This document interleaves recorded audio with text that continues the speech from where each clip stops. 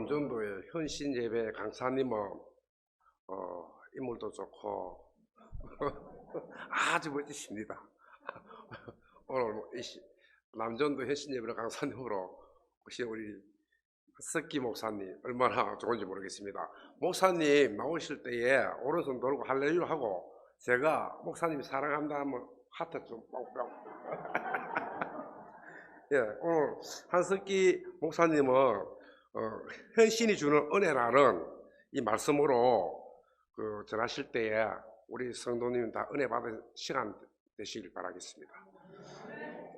한석기 목사님 오실 때 할렐루야. 사랑합니다. 사랑합니다.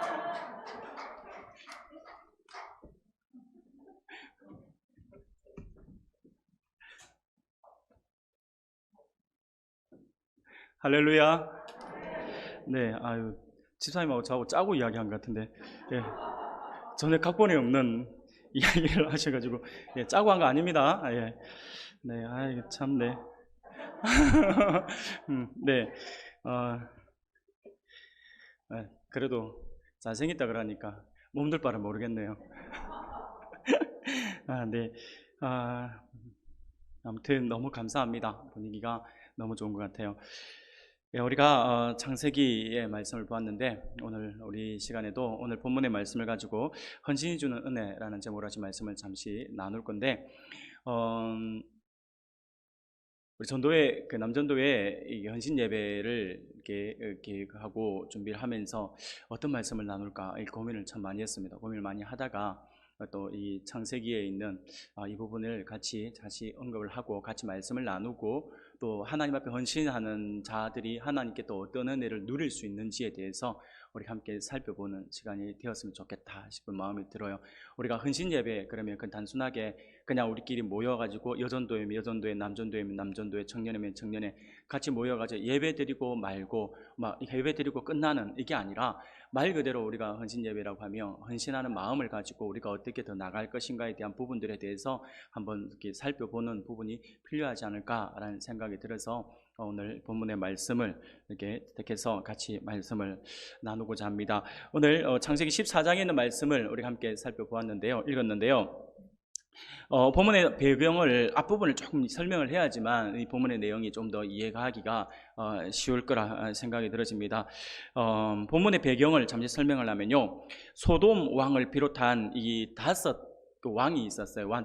가나안 그 당시에 아브라함이 있던 그 당시에 소돔을 중심으로 해서 5 왕들이 작은 나라죠. 소국가라고 할 수 있는데 이 5 나라의 왕들이 엘람 왕이라고 하는 그돌라오멜, 엘람이라고 하는 그 지역의 왕으로 불리는 이 그돌라오멜이 있었어요. 이 그돌라오멜을 중심으로 한 이 4개의 국가가 연합해서 이게 동맹을 맺어서 같이 있는데, 그러니까 쉽게 말하면 5개의 국가가 소돔 왕을 비롯한 이 5개 국가가 4개의 국가를 섬기는 이제 그러한 형세입니다. 그 중에서 이제 으뜸이 되는 나라가 바로 엘람 왕 그돌라오멜이었어요.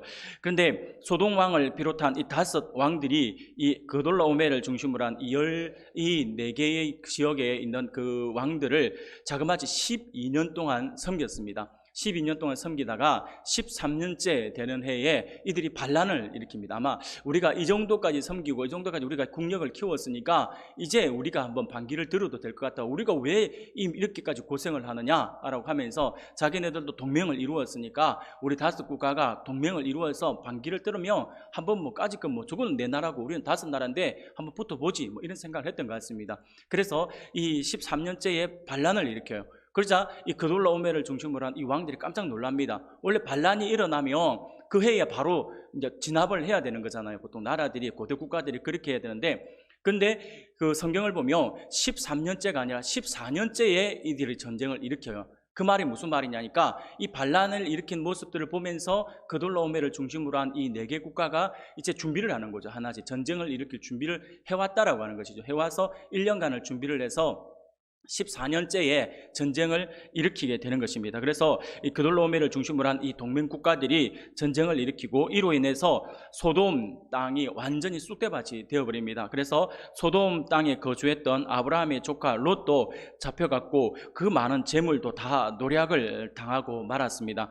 이후 아브라함이 이 소식을 듣고 집에서 길리고 훈련된 자 318명을 거느리고 단까지 쫓아가서 밤에 그들을 쳐부수고 모든 빼앗겼던 재물들과 자기의 조카 그 롯과 함께 그리고 모든 재물들과 그리고 잡혀갔던 많은 인질들 친척들을 다 다시 찾아서 돌아오는 장면이 오늘 우리가 읽었던 본문의 말씀 앞부분의 내용이 기록되어 있습니다. 그래서 그들이 이제 전쟁에서 승리를 하고 돌아오면서 오늘 17절 말씀에서 이제 시작이 되는 것입니다.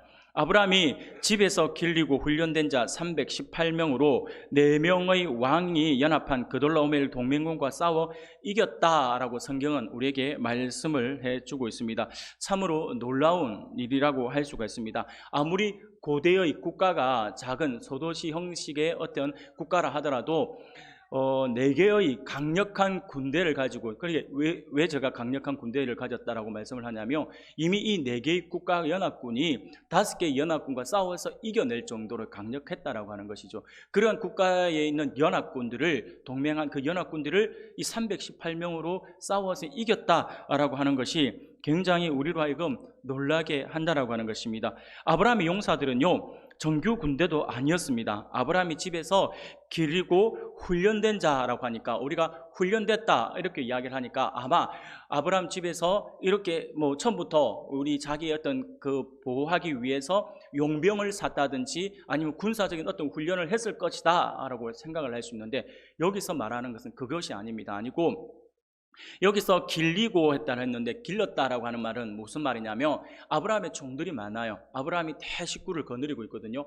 아브라함의 딸을 그 사이 안에 있는 그 종들이 많다 보니까 이 종들이 어릴 때부터 종들이 이제 결혼을 해서 자녀를 낳잖아요. 그래서 어릴 때부터 아브라함 집안, 아브라함의 울타리 안에서 태어나서 거기서 자라와서 이제 청년이 된 사람들을 이야기합니다. 그래서 또 다른 어떤 분께 보면 종들이라고 할 수 있죠.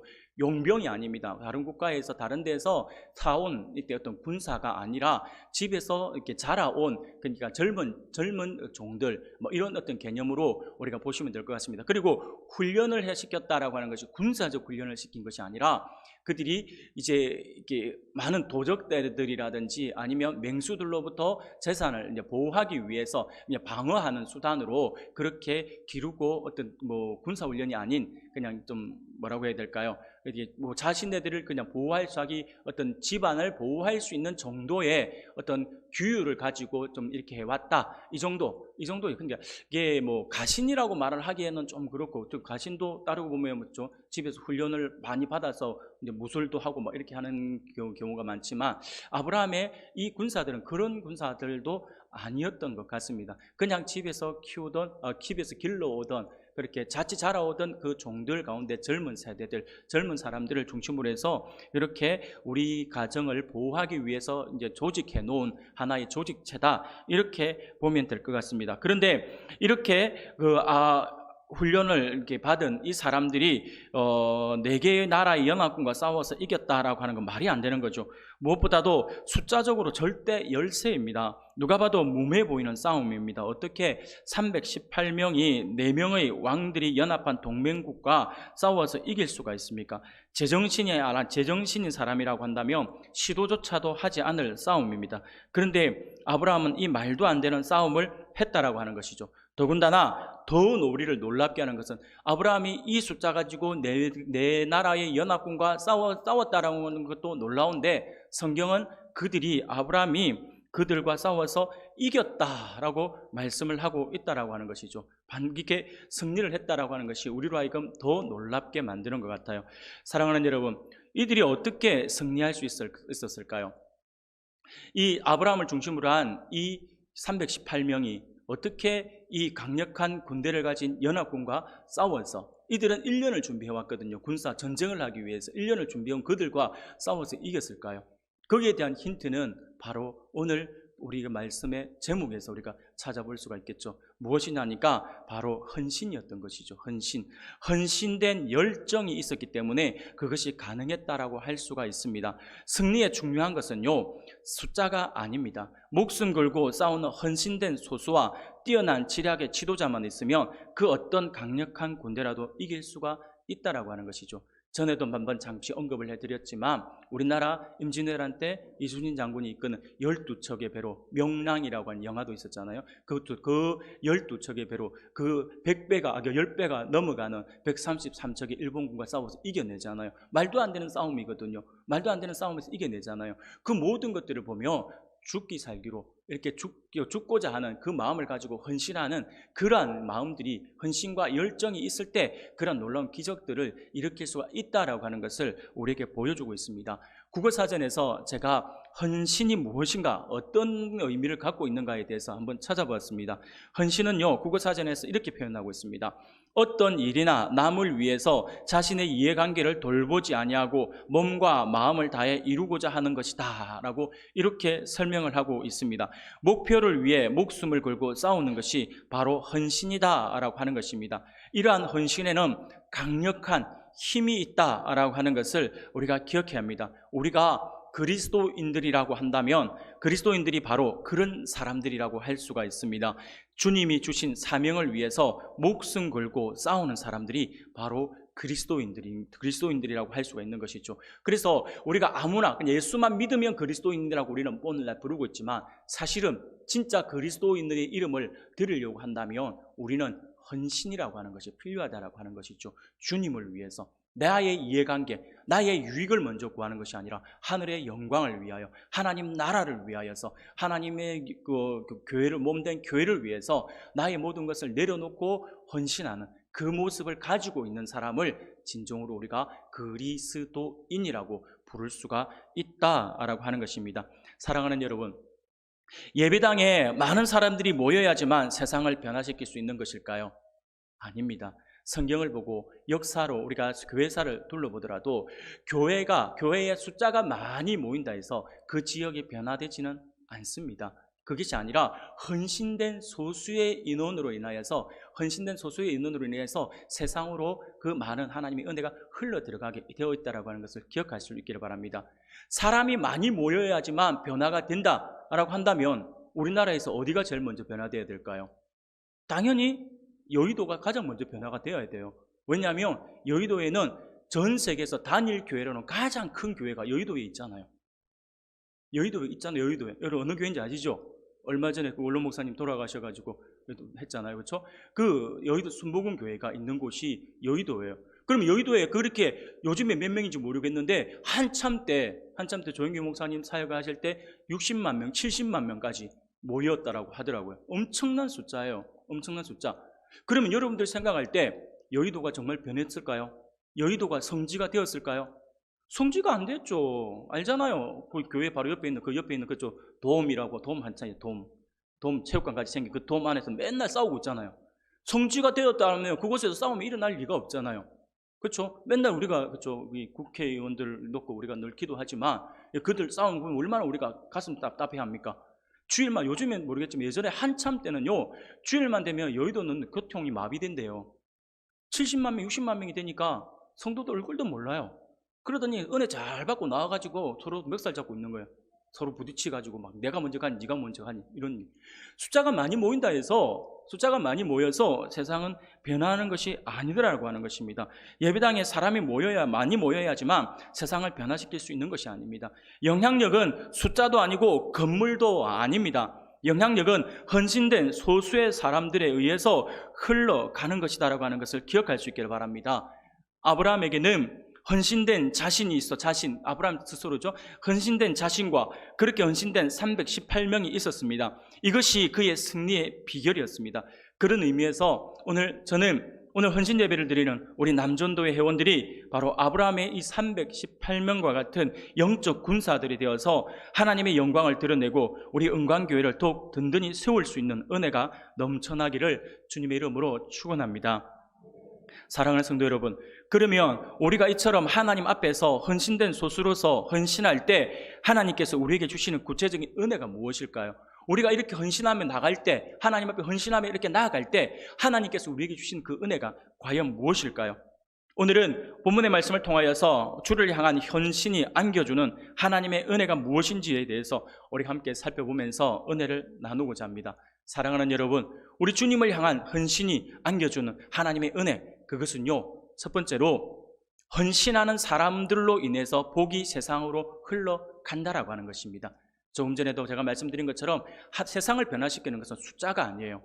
세상을 변화시키는 큰 건물도 아니에요. 비록 작은 숫자이지만, 비록 작고 초라한 건물이지만 그 안에 있는 사람들이 얼마나 헌신되어 있냐의 문제라고 하는 것이죠. 그래서 우리 헌신된 소수를 통하여서 하나님의 은혜가 넘쳐나며 그 넘쳐난 그 은혜가 세상으로 흘러 들어가게 되어 있다고 하는 것이죠. 헌신하는 사람들로 인해 복이 세상으로 흘러간다라고 하는 것입니다. 그돌라오멜 군대를 물리치고 돌아온 아브라함을 소돔 왕이 영접하러 나옵니다. 17절에 이렇게 말씀을 하죠. 아브라함이 그돌라오멜과 그와 함께한 왕들을 쳐부수고 돌아올 때에 소돔 왕이 사회 골짜기 곧 왕의 골짜기로 나와 그를 영접하였고 라고 말씀을 합니다. 소돔 왕이 지금 아브라함을 영접하러 나왔어요. 소돔 왕이 왜 아브라함을 영접하러 왔을까요? 어떻게 보면 이번 전쟁은 아브라함에게는 솔직히 이야기해서 아브라함과 아무 상관없는 전쟁이에요. 아브라함이 전혀 이 전쟁에 개입을 하지 않아도 되는 전쟁이었습니다. 아브라함은 조카 롯을 구하고자 하는 그냥 하나의 문제예요. 조카 롯을 구하기 위해서 이 전쟁에 나선 겁니다.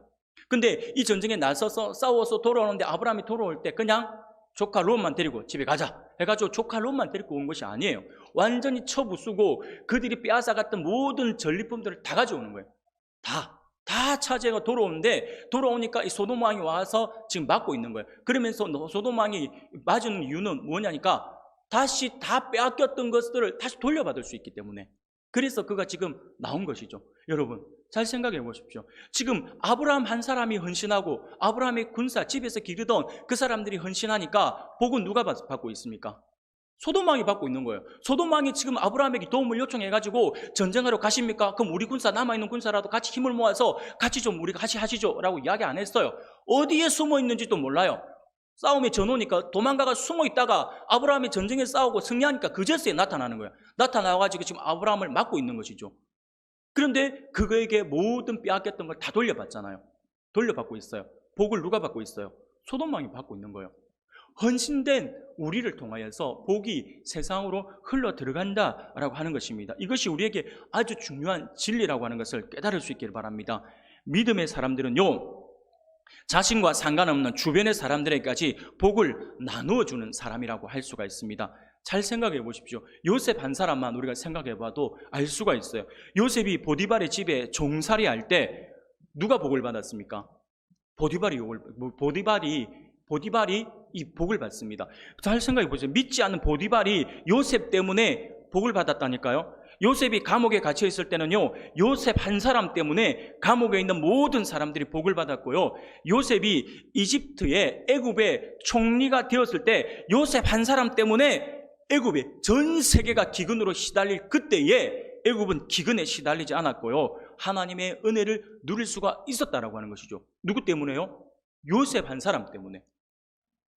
사랑하는 성도 여러분, 이것이 헌신이 주는 놀라운 은혜입니다.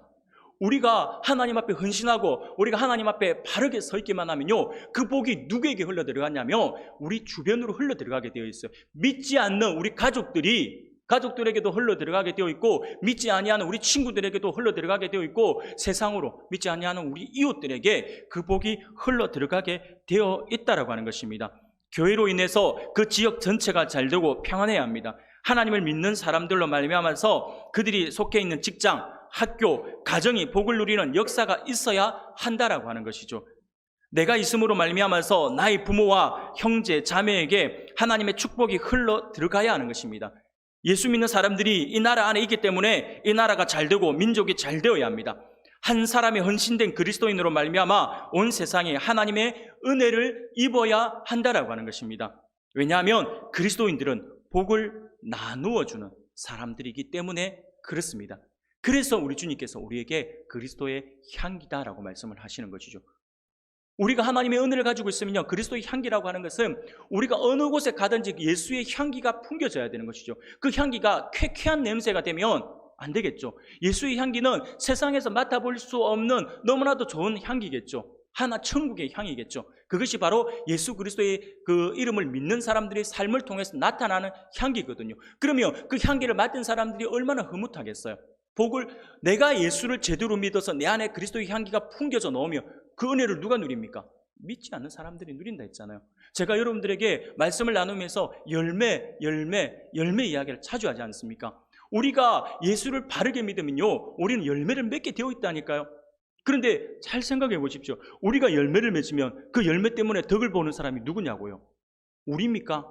아니에요. 우리는 열매 그러면 내가 잘 먹고 잘 산다, 내가 더 부자가 된다라고 생각을 할 수 있지만 그것은요, 나누어 줄 때 하나님께서 주시는 복이에요. 실제로 예수 믿는 사람들이 받아서 누리면서 맺게 되는 열매는요, 누구에게 유익이 되냐면 믿지 않는 사람들에게 유익이 되는 거예요. 그들이 교회로 오고 싶어하고, 그래서 제가 지난번에 겨자씨 비유를 통해서 말씀을 드린 것이죠. 열매를 맺고 큰 나무를 이루며 지나가던 새들이 그 나무에 들어와서 깃들인다 했잖아요. 교회가 그런 풍성함들이 흘러나가고 열매를 맺으며 믿지 아니하는 사람들이 교회 안으로 들어오고 싶어하고 같이 이곳에서 정착하고 싶어하는 마음들이 일어난다고 말씀을 드렸지 않습니까? 이게 바로 그리스도인의 헌신에서부터 비롯되는 것이다라고 하는 것을 기억할 수 있기를 바랍니다. 사랑하는 성도 여러분, 그리스도인들은 처음부터 복을 나누어 주는 사람이라고 하는 사실들을 반드시 기억할 수 있기를 바랍니다. 우리가 헌신할 때 우리의 헌신을 통하여서 복은 세상으로 흘러들어가게 되어 있습니다. 이것이 우리가 헌신을 통해서 우리가 누릴 수 있는 은혜입니다. 두 번째로 주를 향한 헌신이 안겨주는 하나님의 은혜가 무엇일까요? 그것은요, 하나님께 헌신하는 사람, 이 헌신하는 사람들은요, 하나님께서 친히 보호하신다는 거예요. 헌신하는 사람, 하나님께 헌신된 사람은요, 하나님께서 절대로 외면하지 않습니다. 하나님께서 보시고 그를 반드시 지켜주십니다. 하나님의 사람 곧 하나님의 자녀를 아프게 하면요, 결국 그들이 망하게 된다라고 하는 사실을 우리가 알아야 합니다. 그돌라오멜 입장에서는 어떻게 보면 롯만 안 잡아갔으면 돼요. 롯을 좀 때렸어요. 롯의 물건을 좀 빼앗아 갔어요. 그래도 아브라함은 개입을 안 했을 거예요. 그런데 롯을 잡아간 게 문제예요. 롯을 잡아갔기 때문에 이 아브라함이 이 전쟁에 개입을 하게 된 것이고, 아브라함이 개입을 하니까 어떻게 됩니까? 전쟁의 양상이 확 바뀌어가지고 아브라함이 승리를 하게 되는 것이죠. 아브라함이 롯을 얼마나 생각합니까? 그가 이 하란에서부터 나올 때부터 이 롯을 얼마나, 자기 고향에서부터 데리고 나올 때부터 얼마나 이 롯을 챙겼습니까? 이 자녀처럼 생겼지 않습니까? 물론 나중에 나누어질 때 이 괘씸하게도 롯이 이 아브라함의 좀 괘씸한 행동을 했지만, 그럼에도 불구하고 아브라함은 그를 품으려고 하고 늘 소돔 땅이 정말 죄악이 넘쳐나서 하나님께서 심판하신다 할 때 그 유명한 아브라함의 기도 알지 않습니까? 50명, 45명, 40명, 30명, 20명, 10명 10명이라도 있으면 어떡할 겁니까? 라고 했을 때 하나님 10명이라도 의인이 있으면 내가 멸하지 않겠다라고 하셨잖아요. 그런데 아브라함의 그 중심에서 롯을 향한 그 마음을 하나님께서 아시니까 그 10명이 아니라 그 아브라함 롯 한 사람 때문에 아브라함이 안타까워하는 그 마음을 하나님이 아시니까 소돔 땅을 멸망시킬 때도 나중에는 어떻게 합니까? 롯만 쏙 빼오시는 거죠.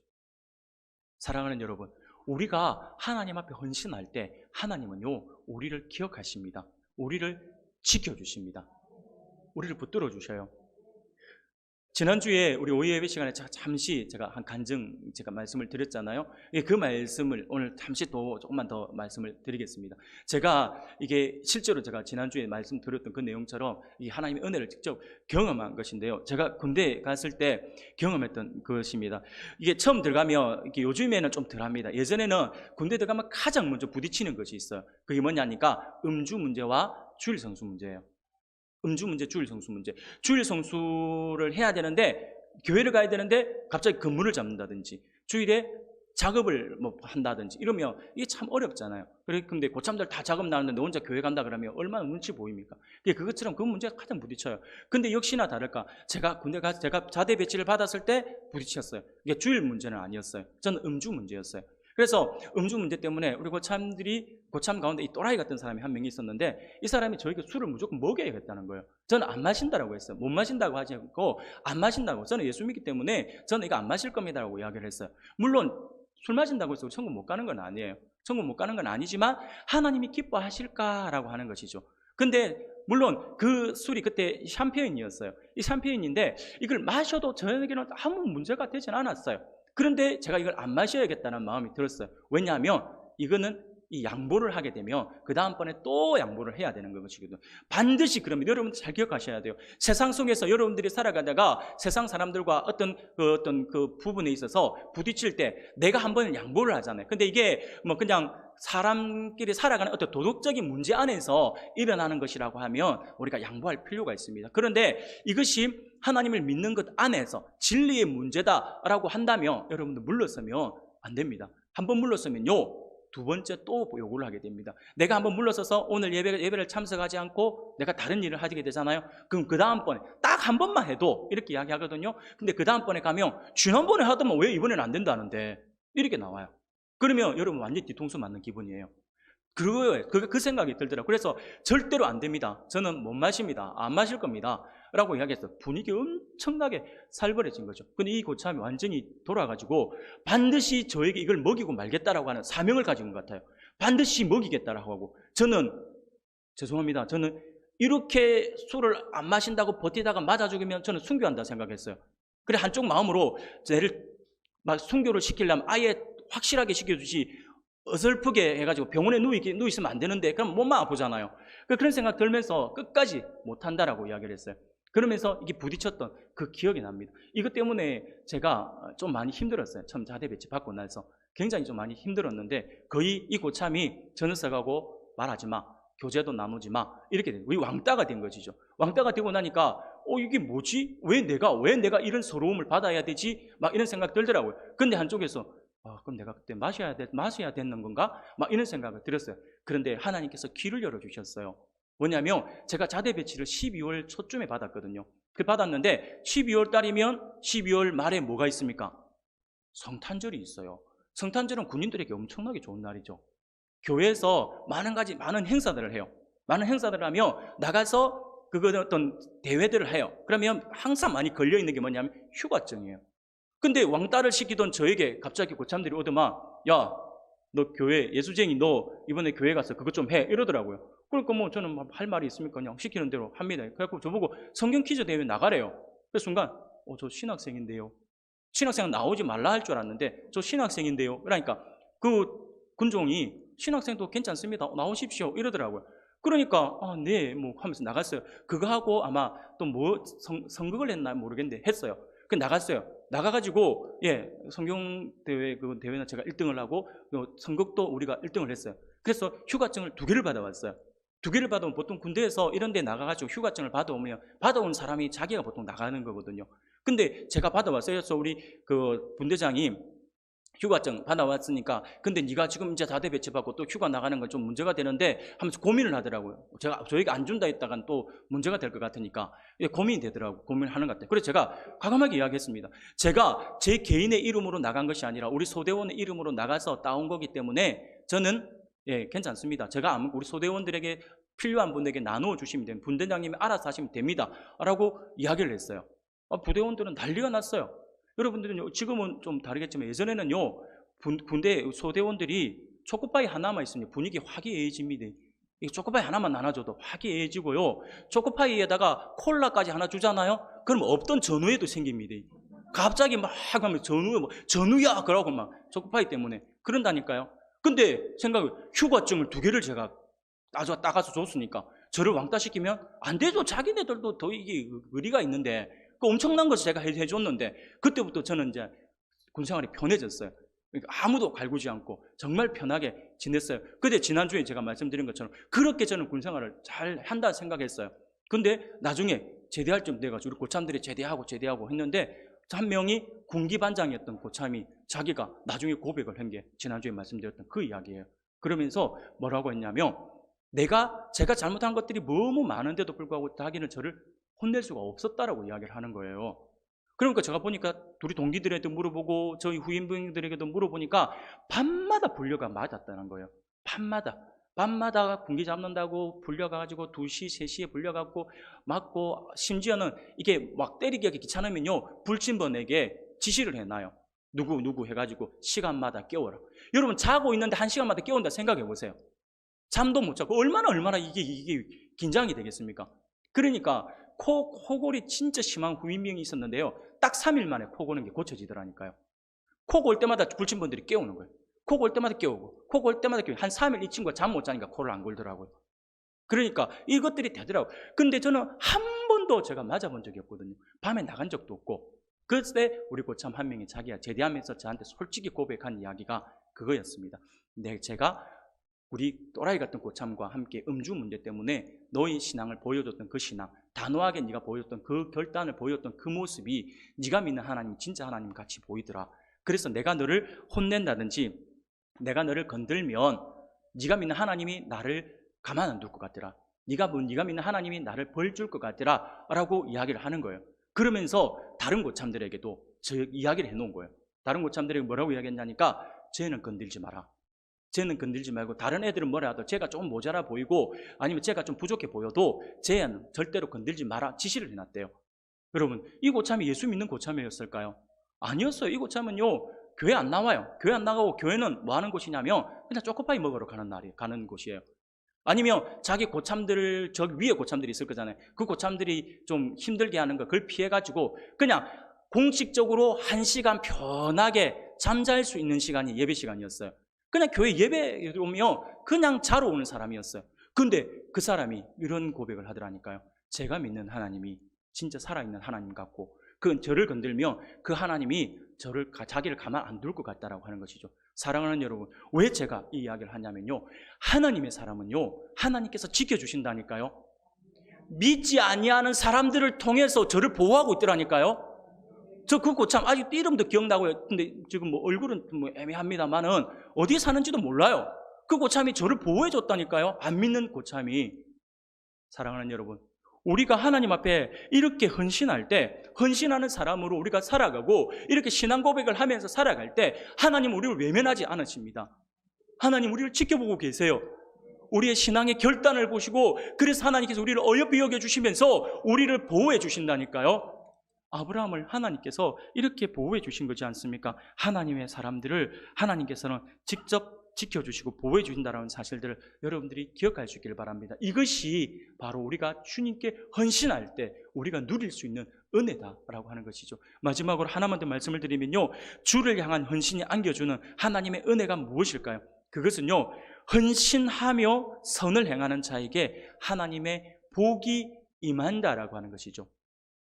헌신하는 사람에게 하나님의 복이 임합니다. 14장 18절에 보니까, 창세기 14장 18절에 보니까 살렘 왕 멜기세덱이 떡과 포도주를 가지고 나왔으니 그는 지극히 높으신 하나님의 제사장이었더라 라고 이야기를 합니다. 살렘 왕 멜기세덱은요, 이번 전쟁과는 아무 상관이 없는, 관계가 없는 그러한 인물입니다. 그럼에도 불구하고 아브라함을 영접하러 나왔어요. 아브라함이 자신의 백성과 재물을 찾아주었으니 소돔 왕이 아브라함을 영접하러 나온 것은 지금 어떻게 보면 당연한 거잖아요. 그렇지만 이 살렘 왕 멜기세덱은 아무 상관이 없어요. 아무 상관이 없는 살렘 왕 멜기세덱이 아브라함을 영접하러 나왔어요. 왜 영접하러 나왔을까요? 하나님의 복을 선포하기 위해서. 하나님 앞에 헌신하고 이렇게 싸움에서 하나님 지켜주시는 그 싸움에서 승리하고 돌아오니까 아무 상관이 없던 멜기세덱, 살렘 왕 멜기세덱이 와서 아브라함을 축복하고 있어요.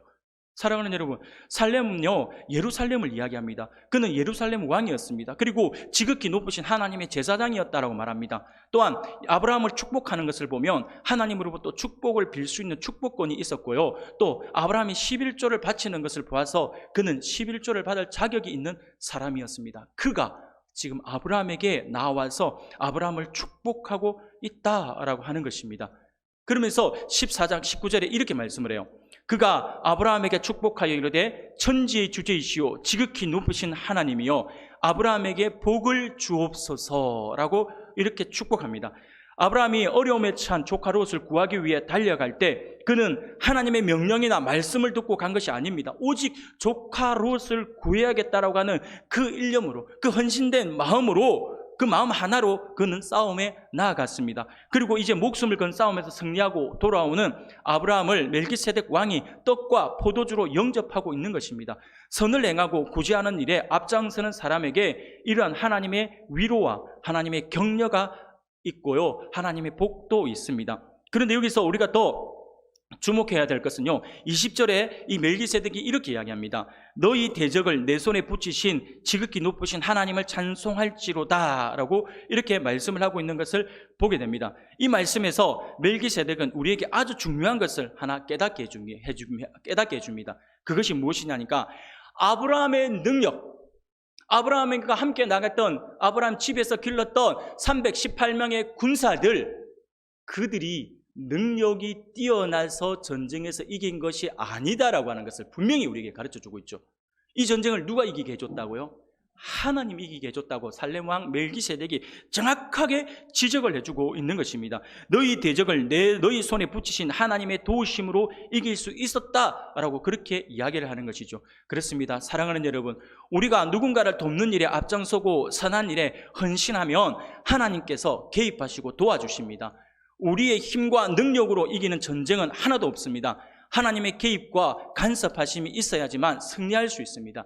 믿음이란 하나님의 능력과 개입하심을 믿고 나가는 것입니다.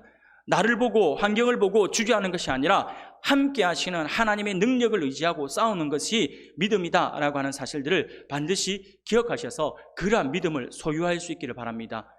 사랑하는 여러분, 그러면서 20절에서 하반절에 이런 말씀을 하죠. 그래서 아브라함이 그런 축복을 받으니까 아브라함이 이렇게 이야기합니다. 그 얻은 것에서 10분의 1을 멜기세덱에게 주었더라 라고 고백을 합니다. 사랑하는 여러분, 본문에서 한 가지 더 우리가 짚고 넘어가야 될 것이 있어요. 그것이 무엇이냐니까 헌신이 주는 은혜를 우리가 살펴보고 난 뒤에 또 한 가지 더 짚고 나가야 될 것이 무엇이냐니까 11조라고 하는 것이죠. 11조는요, 헌신의 표현이며 감사제다라고 하는 거예요. 너희 대적을 내 손에 붙이신 지극히 높으신 하나님을 찬송하려는 멜기세덱의 말에 아브라함이 어떻게 합니까? 11조를 드려요. 성경에서 11조가 가장 먼저 이제 처음 등장하는 것이 바로 오늘 이 본문입니다. 이 11조가 등장해요. 11조라는 단어가 여기서 처음으로 등장합니다. 근데 역사상 처음으로 하나님께 11조를 드린 사람이 아브라함입니다. 이 11조는 나와 함께해서 승리하게 하신 하나님께 감사하고 찬송한다라고 하는 의미였죠. 다시 말해서 우리는 11조가 의무다라고 생각을 많이 하죠.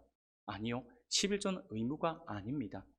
물론 교회 입장에서 이렇게 또 목회자 입장에서 의무다라고 말씀을 드려야 되는 것이 제가 맞을지도 몰라요. 근데 성경에서 가르쳐주고 있는 정확한 내용은요, 11조는 의무가 아닙니다. 그러면 11조는 뭐냐라고 생각할 수 있겠죠. 11조는요, 내가 하나님의 은혜를 기억한다면, 하나님의 은혜를 받은 것이 내게 있다라고 한다라고 하는 것이 느껴진다면 그것에 대한 표현으로 내가 가지고 있는 이 소유의 10분의 1을 하나님의 것으로 제가 돌려드립니다라고. 이 11조는요, 한마디로 이야기해서 11조 헌금을 드리는 것이 좀 어렵잖아요. 어떻게 보면 생활이 힘들 때는 정말 어려워요. 갑자기 집에 무슨 일이 생기면 우리가 죄송하지만 가장 먼저 생각하는 것이 11조를 빼려고, 11조를 또 혹시 또 이렇게 돌려볼까? 이렇게 다음 달에 뭐 2배를 하지, 이런 생각들을 많이 할 수 있어요. 근데 11조가 정말 하기가 힘들어요. 근데 11조의 진짜 개념은 무엇이냐면 모든 소유가 하나님의 것입니다 라고 하는 고백을 하는 거예요. 그 고백하는 그 의미로서 10분의 1을 하나님 앞에 드리는 것이죠. 그것이 바로 이 11조예요. 그래서 11조는 정말 하기 힘들기 때문에 11조를 헌신이다라고 말을 하는 것이죠. 11조가 바로 그 개념입니다. 아브라함이 멜기세덱 왕에게 드리는 이 11조는요, 우리가 어떤 마음으로 11조를 드려야 하는지를 잘 배울 수 있습니다. 이때는 이미 모세의 율법이 시행되기 전입니다. 시행되기 전이니까. 물론 모세 율법에는 11조가 반드시 이제 드려야 되는 부분으로 이제 바뀌어 나갑니다. 바뀌어 나가지만 처음 11조의 개념에 있어서는 의무라기보다는 바로 아브라함이 하나님 앞에 드리는 감사의 모습, 자발적으로 하나님께 드리는 그러한 모습이었다라고 하는 것이죠. 멜기세덱 제사장에게 그것을 드렸다라고 하는 것이죠. 11조는 단순하게 물질을 드리는 것이 아닙니다. 하나님의 은혜에 대한 찬양이고 감사의 보답이며 헌신의 표현입니다. 다시 말해 아브라함은 더 많은 복을 받기 위해서 11조를 드린 것이 아니라 11조는 감사제였다라고 하는 것을 우리가 기억할 수 있기를 바랍니다. 11조는요, 조금 전에 말씀드린 것처럼 모든 것이 하나님의 소유임을 고백하는 헌신적인 행위다라고 하는 사실들을 반드시 기억할 수 있기를 바랍니다. 사랑하는 여러분, 하나만 이야기, 예를 하나만 더 드리고 제가 마치도록 하겠습니다. 그럼에도 불구하고 가끔 가다가 11조에 대해서 오해를 하는 사람들이 있어요. 어떤 오해냐면 예전에 제가 청년들을 가르칠 때 한 명이 저에게 와서 이런 이야기를 해요. 이런 이야기를 하는 게 뭐냐, 11조에 대한 고민을 하더라고요. 고민을 하면서 이 친구 헌금 11조 잘하는 친구예요. 11조 잘하는 친구인데 이 친구가 저에게 와서 질문을 해요. 뭐라고 질문을 하니까, 목사님, 우리 교회는 규모도 있고 어느 정도 크니까 우리 교회는 뭐 재정적인 문제에 있어서 고민을 하지 않는 교회이니까 제가 고민을 하다가 저희 11조를 교회에다가 하지 않고 그리고 이웃 미자립 교회나 아니면 선교사님, 힘들고 어려운 선교사님한테 보내면 어떨까요? 라고 물어보더라고요. 그래서 제가 너 정말 귀한 마음을 가졌구나 라고 이야기를 해줬어요. 그러면서 제가 뭐라고 이야기했냐면, 그런데 내가 한번 물어볼게. 11조 누구 거야? 라고 물어봤어요. 이 친구가 일말의 망설임도 없이 11조는 하나님의 것이죠 라고 하더라고요. 그래서 제가 딱 잘라서 이야기를 했어요. 그래, 맞네. 11조 하나님께 맞지. 근데 왜 하나님의 것을 네 마음대로 하려고 그러지? 라고 했어요. 근데 이 친구가 가만 고민을 하는 거예요. 고민을 하면서 하는 이야기가, 그래도 하나님께서 저에게 그런 마음을 주셔가지고 이렇게 하면 어떨까요? 하고 여쭤본 겁니다 라고 했어요. 그래서 제가 다시 말씀을 드려요. 하나님께서 너에게 그 마음을 주신 것은 참 귀하다. 참 귀하다. 그런데 하나님께서 그 마음을 주신 것은 네가 그 선교사님이나 그 교회에 대한 헌신의 마음으로서 하나님께서 하기를 원하셨지, 하나님의 것을 네가 손대라고 하나님께서 주신 마음은 아닐 것 같아 라고 말씀을 드렸습니다. 가끔 가다가 이렇게 하는 분들이 있어요. 11조의 분부분들을 내가 여기에다가 조금 하고 저기에다 조금 하고, 아니면 11조는 다른 데다가 하고 막 이렇게 한다든지, 이런 분들이 가끔 가다 있어요. 근데 이거는 엄밀히 이야기하면 아닙니다. 11조를 가지고 제가 그 친구에게 그런 말을 했어요. 11조는 네가 분명히 하나님의 것이라 해놓고 너는 그 11조를 다른 교회 아니면 다른 선교사님에게 보낸다고 누구 이름으로? 네 이름으로 보낼 거 아니냐. 하나님의 것 갖고 네가 생색낼래 라고 이야기를 했어요. 사랑하는 여러분, 하나님의 것으로 내가 생색내는 게 맞나요? 아니죠. 11조는 하나님의 것인 거죠. 그래서 11조를 가지고 우리가 그렇게 하는 것은 옳지 않습니다. 내가 지금 교회가 소속되어 있지 않아요. 그러면 말이 달라지죠. 교회가 소속되어 있지 않고 내가 지금 이사를 가서 아직 소속되어 있지 않으면 하나님께 11조 드려야 되는데 어떻게 해야 되지? 하잖아요. 그럴 때는 이렇게 가까운 교회 이렇게 한다든지. 그러면서 제가 그 친구에게 그런 이야기를 해주면서, 하나님께서 너에게 그런 마음을 줬으면 너에게 희생과 헌신을 요구하시는 것이다.